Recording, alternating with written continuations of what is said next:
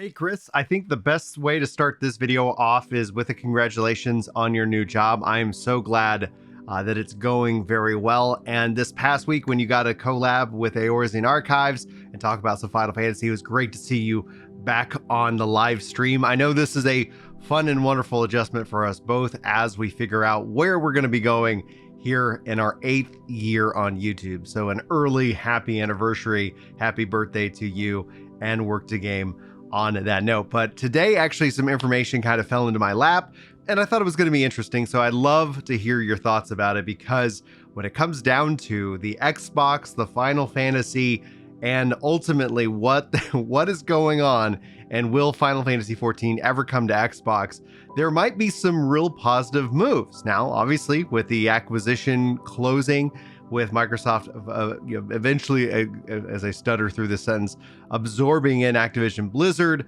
who knows what will be next? Who knows how Sony will respond?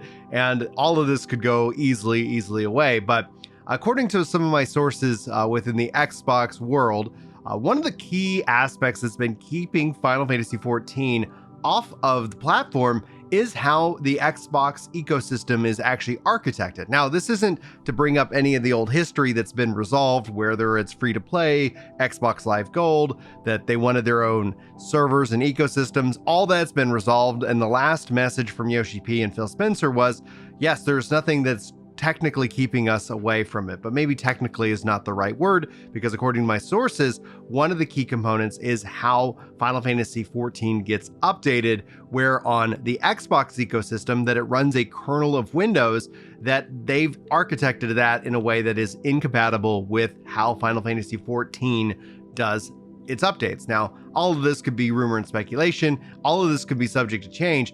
But I find it interesting because my source goes on to continue to talk about it in terms of that Xbox is actively working to address this by the end of this year or early next, which happens to coincide, obviously, with something that you're going to be learning about when you go out to FanFest here on the 28th, the 7.0 expansion. So I'm not saying it's a guaranteed thing to happen, but honestly, I think that would be something I would personally still love to see. I'd love to see Final Fantasy XIV make its way to Xbox. I'd love to see more, I guess, Final Fantasy games on Xbox, and more also with the Activision Blizzard deal, more games like that. But what's really going to be the interesting case, and this is something I think would be more, I'd really love to hear your thoughts about this specifically, when you start to think about how Xbox now owns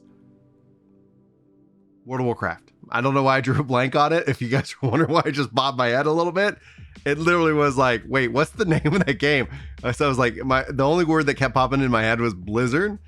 No, it's a game that they make, World of Warcraft. With World of Warcraft continuing to move in more controller support each and every expansion, I do wonder if we'll end up having kind of this weird world in which that, WoW is on Xbox and Final Fantasy XIV is on PlayStation, which I think would be a real loss for gamers the world over, because that only, I think, adds more fuel to the console war fire. Like, oh, which MMO is your MMO? Meanwhile, all other MMOs are going to be coming to all other platforms. We know Blue Protocol is going to be launching on PS5, Xbox. We know that Throne of Liberty is doing the same, and their technical test is going to be coming out really soon. So I think essentially it's in all of these MMOs, especially WoW's and Final Fantasy XIV's best interest to be everywhere. And even if Sony decides to scoop up and buy Square Enix, which I don't necessarily get that read. I know that's the biggest rumor, and if it happens, I'm not going to be like, what? Shocker.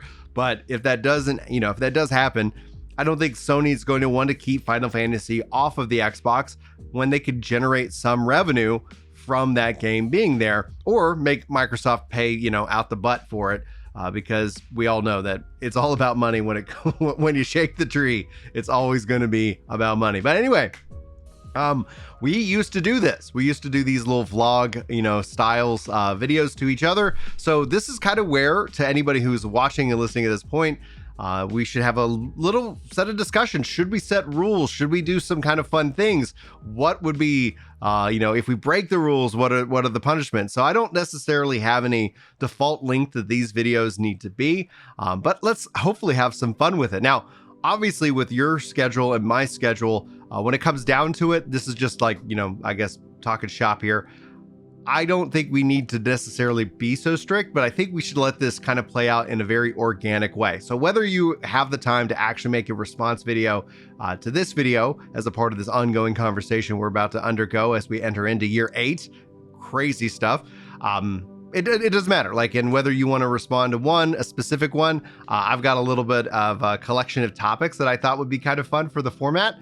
And that's the way we're going to go about it. If you, everybody else who is watching this still has a topic or things like that you want Chris to explore or me to explore, let's get it on the list. And then we will also be doing the podcast still. So for those of you who are like, hey, yep, we haven't seen you, Chris has just been getting adjusted into his new work environment, and we want to keep that low pressure. Also, by the way, Chris, congrats on your PS5. I'm so thrilled to see what your Final Fantasy 16 playthrough looks like. It's a little bit of reverse from our Endwalker setup, so I'm very excited to see you step into the world of Valistia. I can't wait for you to experience this game.